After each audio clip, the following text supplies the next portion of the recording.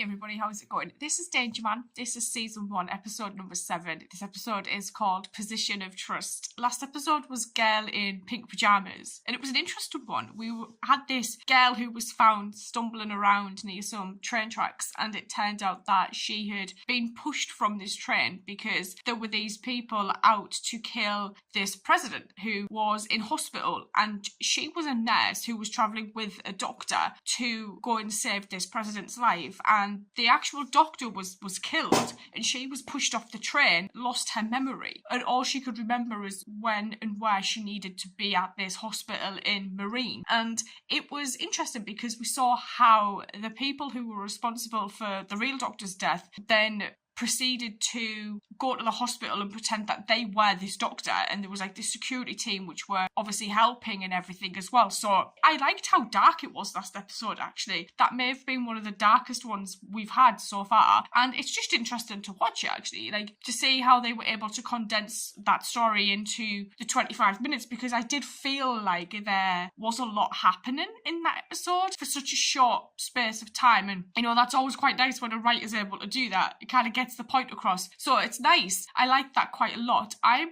wondering what this one's going to be about, so I'm just going to get on into this. So let's go. Do you know what this reminds me of, actually? It reminds me of like one of the hotel suites in Tower Inferno. I reckon well. There comes of leading such an evil life.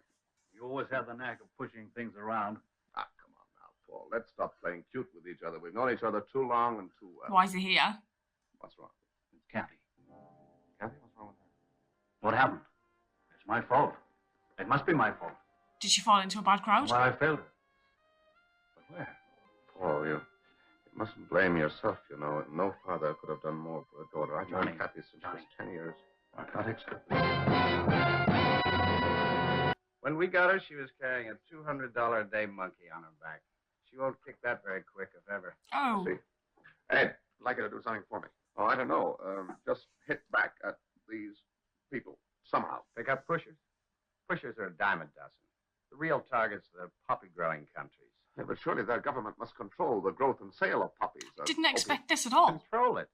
They encourage it. We knock off a shipment once in a while. We know it's a drop in the heroin ocean. Once in a while. We've been trying for a lot of years to get the wholesalers to buy from Eldora. You're hamstrung politically, but you know that I sometimes do things which are, let us say, just a little unorthodox. Now, if I get caught, it's entirely my lookout, but I promise you that I won't embarrass Uncle Sam. Well, you know, out here they leave tobacco smoking to the kids. Washington asked me to brief you on the local situation. Oh. I'm interested in the list of the wholesalers buying raw opium from the government. That list. You know, it'd be easy to get a key to Fort Knox. Where would the file normally be kept? The Ministry of Health. You say that your people have tried to make contact with someone at the ministry? I'm trying to work out what we're Drake, supposed to what do you be. think we've been doing here? Do you think we spend our time sitting around on our office stools? You say you've tried to get in contact with somebody at the Ministry of Health? Yes, we've tried, Mr. Drake. No, look. But without success. We've contacted the clerks in the department concerned, but it's far too dangerous for them to cooperate, even for money. But we have pictures of the clerks working there. Good. Ah, we have pictures. He's British, isn't he? More British than the British. How do you mean? Anglo-Indian. I understand he's pleasant, ineffectual, rather pompous, and aggressively English. Name, Thomas Aldridge. What's the form? Aggressively Relic English. of the old British colony. Stayed behind after the others had gone. Produced a filing clerk in the ministry. Oh. She's wearing an old-school tie. What? Eton? An Cambridge? old-school tie. In England, it's almost a cult with a certain type of ex-private schoolman. He wears the old-school tie for the rest of his life. Yeah. Do you remember the colors? It's rather nice. Nasturtium and chalk gray on a black background. I know them. Southminster, one of England's top schools. Would you be kind enough to get me out a yearbook on the English private schools? Oh. Come on, let's go over that last bit again. Who founded Southminster School? Oddly enough, Sir William Southminster. Date? 1462. And what was the name of the headmaster between 1927 and 1931? Christopher Stanton. And how is the school divided? Into 4 houses. Now, into 4 houses, church and old... rail mill, thank you. And Rivers... Rail mail? That's amazing. And what are the colors of Rivers' house? Blue and green. And of Old House? Red and white. Ah, 4 marks. The old school tie. Do I look like a Southminster man? That cup is very small. Crocodiles, you know, if it goes over forgive one me. shoulder and then... What? Excuse me if I introduce myself. Yes, what can I do for you? My name is Aldridge, Captain Aldridge. Yes? Oh, good gracious, darling. The Are you tie. blind? Look, he's wearing an old Southminster tie. Good heavens. I like this lady. My dear fellow, by all that's Why wonderful. don't you Do join us. Yes, of course. Oh, he left his, I think it was Oh, probably yeah. like an espresso or something, right? Because that long cup was before very my time. small. I'm terribly sorry. My name is Drake, and this is my wife. I'll have an anise, too. And Annie. Please, Annie. Oh, he seems quite nervous, actually. How long are you staying here, Captain Aldridge? Like he's blinking a lot. I live here. Oh. Yes, I'm with the government now. Oh, yes, how very interesting. What do you do? Let's call it a Confidential. position of trust, shall we? Ah, yes. I understand. What house were you in? River House. Colors, blue and green. What house were you in? Old house. Colors, red and white. That's right. Great days. Now, I can't understand you, Captain Aldridge, a man of your spirit and initiative. You must find the Ministry of Health deathly dull. No, indeed I don't. I hold a post of great trust. They couldn't do without us in the old days. They can't do without us now. The My old old father days. is the minister. Bloody Have to Nora. make a decision without consulting me. Really? Well, if you wield that much influence, you're just the man I want to speak to. Oh, yes, you see, I'm here on business, and my firm is thinking of putting in a bid for this new hospital construction. Now, under the old Chums Act, you would like to tell me what the rival firms are bidding. The old Would you? Chums Act. I prefer to think you're joking, old man. Well, I said under the I couldn't Chums possibly Act. tell you that. I hold a post of great trust. Why, here is my minister. Fawzi Effendi. This is a very great pleasure. Allow me to present my very good friends, Mr. and Mrs. Drake, and of course, you know my wife. Who is he? I'm Captain Aldridge. I think he's a clerk. Yes, a clerk in agricultural files. Oh. That didn't go well, did it? Very rude. Well, that contract, you know, my company, an English company, mark you, will bid lower, the ministry gets the job done cheaper, everyone benefits all round. Any arguments against that, Aldridge? No, I suppose not. And mark you, it will be actually you who's helping the ministry. £300,000. That's the low bid.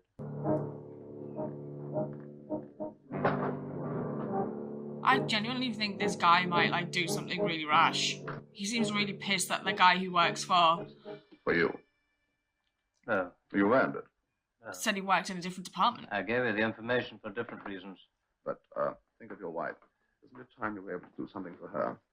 Ah, Mrs. Aldrich, your husband and I have been having a very interesting conversation. That's little business, you know. Another Yes. brandy, Aldrich? You recognize Captain Aldrich of the ministry? His credit is good? Of course. Of course. Pete Boucher. Place your bets, ladies and gentlemen. Oh, I'm sorry, sir. There is a limit at this table. We don't accept bets as low as that. he just seems so nervous, Number like two. constantly. Rouge a pair. Number 12. Congratulations, Miguel. I actually feel quite bad for this guy. The winning streak didn't last. It's not allowed to last in the clubs in Eldura. Poor Aldrich. He didn't need any encouragement. He was a sucker for punishment. Your account. 12,000. That's not possible. But you can pay. Oh, yes, of course you can pay. We have checked. Your friend is only a clerk. You'd be insulting. Of course I can pay. Captain Aldrich has a considerable amount of money back. So he is just a clerk And in the I suggest we go agricultural and collect it. department. Yes, of course, you wish. Oh, and that bag doesn't have any money in it. My briefcase, please. When we've settled this little matter, perhaps we go up to my room and have another brandy, huh? That's a good idea. Good. Yes. Thank you very much. Now, if you'll just give me my bill, my good man. Oh. Very funny. What the devil's happened to my money? Idea, chap. Fendi, it has been in the safe all the time. Money that he never wanted in the first place. I'm responsible to the casino. Now, I'm trying to hold my temper. I think maybe I can hold my temper till tomorrow afternoon. If it isn't paid by then, sometimes my temper frightens even me. What am I going to do? Well, you could ask your friend, Mr. Fawzi, of the ministry for a loan. No, I couldn't possibly do that. It's sticky, isn't it? Of course, I have a friend who might be able to lend you the money. My dear chap, I couldn't possibly borrow from a stranger. Besides, how would I ever pay it back? You don't have to pay it back. You can earn it. Earn it? How? By getting me a list of the wholesalers who are buying raw opium from the government. That Englishman, the clerk, what's his name? Aldridge, Captain. I want him in here at once. Well, give me files. Files.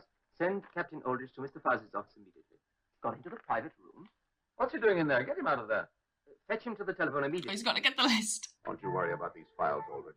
We'll get them back in time, and nobody will ever even know they've been touched. Strangely enough, I don't care anymore. Oh!